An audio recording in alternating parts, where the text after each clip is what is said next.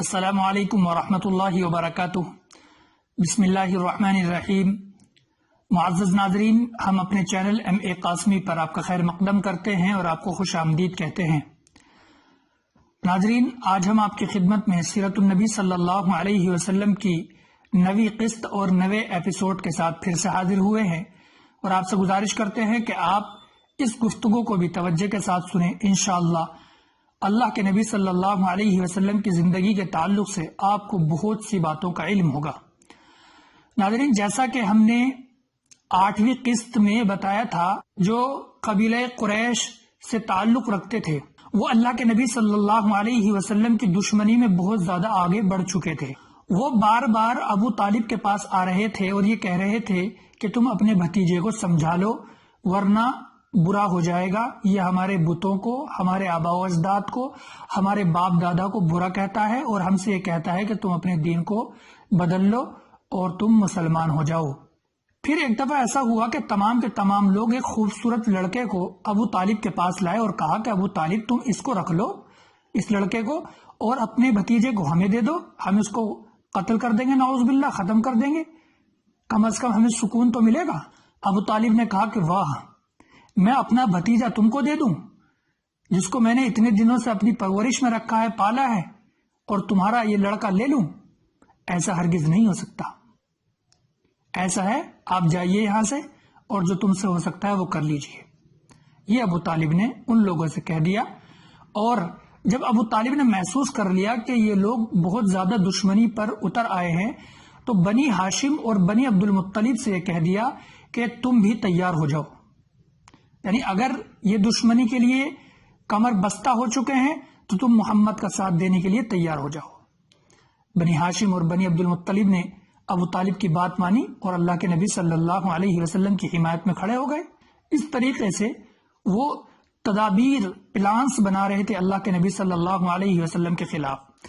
جب انہوں نے دیکھا کہ ابو طالب نے ہاتھ کھڑے کر دیے ہیں اور ابو طالب ہمارا ساتھ دینے کے لیے تیار نہیں ہے، یہ تو اپنے بھتیجے کے ساتھ ہے، تو تمام کے تمام لوگوں نے پھر ایک جگہ میٹنگ کی، اکٹھا ہوئے اور ایک شخص کے پاس پہنچے جس کا نام تھا ولید بن مغیرہ، جو بوڑھا ہو چکا تھا۔ اس کے پاس پہنچے اور جا کر کے کہا کہ تم بوڑھے ہو، کوئی رائے دو، کوئی مشورہ دو، حج کا ٹائم قریب آ رہا ہے، لوگ حج کرنے کے لیے آئیں گے، تو کہیں ایسا نہ ہو کہ وہ محمد سے مل لیں اور وہ محمد کے ہو جائیں اور محمد کی باتوں سے متاثر ہو جائیں، کچھ مشورہ دو، اور سب ایک مشورہ کر لو، سب کی ایک بات ہونی چاہیے، ایسا نہ ہو کہ ایک کچھ کہے دوسرا کچھ کہے، ہم ایک دوسرے کی باتوں کو جھٹلانے لگے، ایسا نہیں ہونا چاہیے، سب ایک مشورہ کر لو۔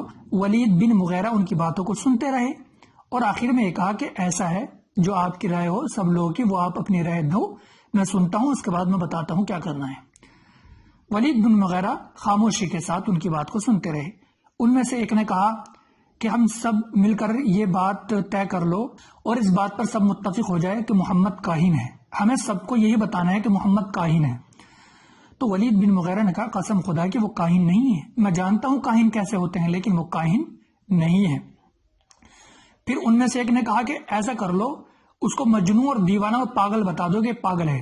ولید بن مغیرہ نے کہا کہ نہیں، وہ پاگل نہیں ہے، مجنون نہیں ہے۔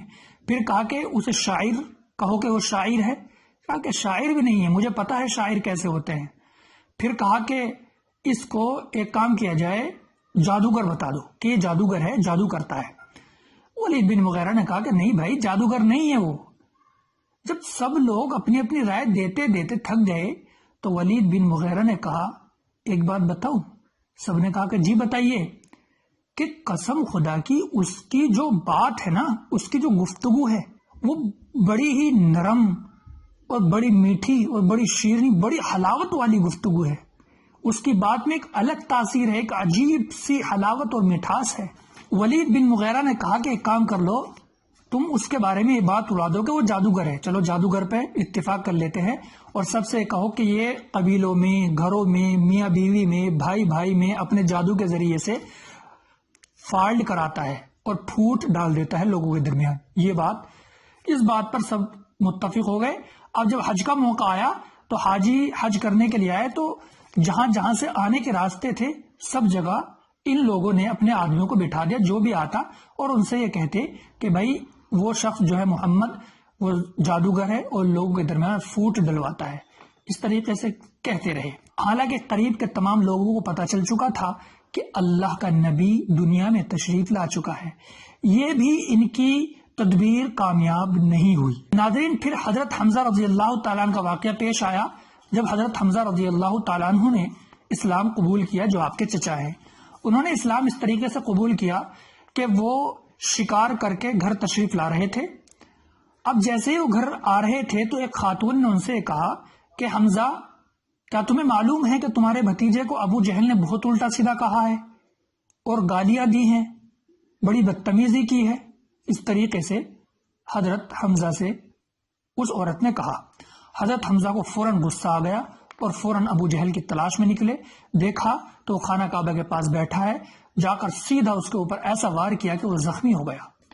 ابو جہل کے ساتھ بیٹھے ہوئے لوگ اس کا ساتھ دینے کے لیے کھڑے ہوئے تو ابو جہل نے کہا کہ رک جائیے، میں نے اس کے بھتیجے کو بہت زیادہ الٹا سیدھا کہا ہے۔ اب سب لوگوں نے، ابو جہل کے جو ساتھ تھے، انہوں نے کہا کہ حمزہ، کیا تم اپنے دین سے پھر چکے ہو؟ حضرت حمزہ رضی اللہ تعالیٰ نے فرمایا کہ جی، محمد سچے ہیں، ان کی ہر بات سچی ہے، وہ جھوٹے نہیں ہیں، وہ اللہ کے نبی ہیں۔ اس طریقے سے کہہ کر حضرت حمزہ گھر آ گئے اور کیفیت بیان کرتے ہیں حضرت حمزہ رضی اللہ تعالیٰ عنہ اپنی کہ میرے دل میں شیطان نے وسوسے ڈالنے شروع کر دیے کہ تو اپنے آباء و اجداد کے دین کو چھوڑ رہا ہے۔ حضرت حمزہ نے کہا کہ میں نے اللہ سے دعا کی، یا اللہ اگر یہ دین سچا ہے تو میرے دل میں اس کو بٹھا دے، ورنہ تو میرے لیے صحیح فیصلہ فرما دے۔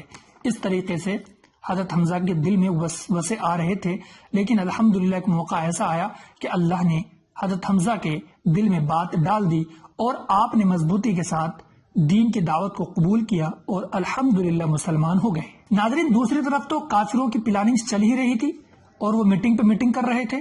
اب انہوں نے کیا کام کیا، میٹنگ کر کے ایک بات طے کی کہ ایک کام کر لیتے ہیں کہ محمد کو ہم پیشکش کرتے ہیں، اس کو آفرز دیتے ہیں، عورت کا آفر، مال کا آفر، سلطنت بادشاہی کا آفر۔ انہوں نے ایک شخص کو طے کیا، عتبہ نام تھا، کہ تم جاؤ اور تم اس سے بات کرو۔ عتبہ اللہ کے نبی صلی اللہ علیہ وسلم کے پاس گیا اور جا کر کے کہا کہ محمد، تم کیا چاہتے ہو؟ تم نے کیوں ہمارے درمیان پھوٹ ڈال دی ہے؟ کیوں تم پیچھے پڑ گئے ہو ہمارے؟ بتاؤ تمہیں کیا چاہیے؟ مال اگر تمہیں چاہیے تو ہم تم کو اتنا مال دے دیں گے کہ تم سے بڑا مالدار کوئی نہیں ہوگا۔ اگر تمہیں عورت چاہیے خوبصورت تو ہم تم کو خوبصورت عورت دے دیں گے۔ اگر تمہیں بادشاہی چاہیے، سلطنت چاہیے، تم کو ہم اپنا بادشاہ بنا لیں گے۔ اللہ کے نبی نے فرمایا کہ ہو گئی پوری بات تمہاری؟ انہوں نے کہا کہ ٹھیک جی ہو گئی۔ اللہ کے نبی صلی اللہ علیہ وسلم نے فرمایا کہ میری بات سنو، میں نبی ہوں، اللہ کی جانب سے بھیجا ہوا، میں تم کو جنت کی بشارت دے رہا ہوں اور جہنم کی آگ سے بچا رہا ہوں۔ مان جاؤ اور دین کو قبول کر لو اور جہنم کی آگ سے اپنے آپ کو بچا لو۔ تو ٹھیک ہے، مت مانیے، میں تو دین کی دعوت دیتا رہوں گا، اللہ نے مجھے ذمہ داری دی ہے، اللہ کا دین میں لوگوں تک پہنچاتا رہوں گا، لوگوں کے سامنے اللہ کا دین پیش کرتا رہوں گا۔ اللہ کے نبی نے یہ فرمایا، اور اس کے بعد اللہ کے نبی صلی اللہ علیہ وسلم نے اس کے سامنے قرآن کریم کی تلاوت فرمائی۔ اس نے شانتی کے ساتھ، سکون کے ساتھ قرآن کریم اللہ کے نبی صلی اللہ علیہ وسلم کی زبان مبارک سے سنا اور سننے کے بعد اپنے منہ پر ہاتھ پھیرا اور وہاں سے چلا گیا۔ اور وہاں سے جانے کے بعد جب اپنے لوگوں کے پاس پہنچا تو لوگوں نے عتبہ کو دیکھتے ہی یہ کہا کہ عتبہ، تو بدل گیا، تو ویسا نہیں ہے جیسا گیا تھا، تو بدل گیا ہے، بدلا بدلا لگ رہا ہے۔ عتبہ نے کہا کہ بھائی لوگوں سنو، بات ہے ایسی کہ وہ بدلنے والا نہیں ہے، اس کو اس کے حال پر چھوڑ دو، خواہ کی یہ جو کوششیں کر رہے ہو، تم اپنا ٹائم خراب کر رہے ہو، انرجی ویسٹ کر رہے ہو، اس کے چکر میں مت پڑو، وہ نہیں مانے گا۔ اور دیکھو ایک بات اور سن لو، عتبہ نے کہا کہ وہ بھی تو ہمارے خاندان کا ہے اور وہ ہم ہی میں سے تو ہے، بھائی اگر وہ سردار بن جائے گا تو ہماری عزت بڑھے گی، ہمارے خاندان کا آدمی سردار بن گیا، اور اگر وہ کتنا بھی بڑا آدمی بن جائے گا تو ہمارے لیے تو فائدہ ہے، ہماری تو عزت بن جائے گی۔ عتبہ نے ان لوگوں کے سامنے بات رکھی تو لوگ بڑے پریشان ہوئے۔ عتبہ نے جب یہ بات آ کر کے کہی، پھر اس کے بعد یہ پلان بنایا کافروں نے، مکہ والوں نے، کہ ایک کام کر لیتے ہیں کہ محمد سے ایک بات کہتے ہیں کہ ایک سال تم ہمارے بتوں کی پوجا کر لیا کرو، ایک سال ہم تمہارے خدا کی عبادت کر لیا کریں گے۔ اب یہ پیشکش لے کے پہنچے اللہ کے نبی صلی اللہ علیہ وسلم کے پاس. اللہ کے نبی صلی اللہ علیہ وسلم کے سامنے جب یہ بات آئی تو اللہ رب العزت نے قل یا ایھا الکافرون نازل فرمائی. ایک نبی ان سے کہہ دیجئے کافروں سے کہ نہ میں تمہارے بتوں کی پرستش کرتا ہوں نہ تم میرے خدا کی پرستش کرتے ہو، نہ میں تمہارے بتوں کی پرستش کروں گا نہ تم میرے خدا کی عبادت کرو گے.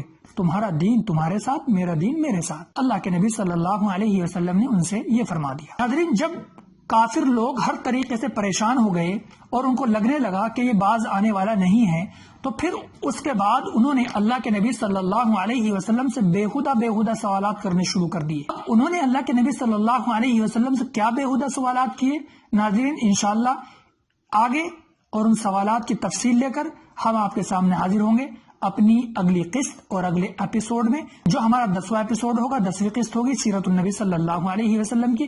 یہ قسط اور یہ ایپیسوڈ یہیں تک. آپ جڑے رہیے اور اللہ کے نبی صلی اللہ علیہ وسلم کی سیرت اور زندگی کو جانتے رہیے. اللہ سے دعا کیجیے اللہ آسان فرما دے اور قبول فرما لے. السلام علیکم ورحمۃ اللہ وبرکاتہ.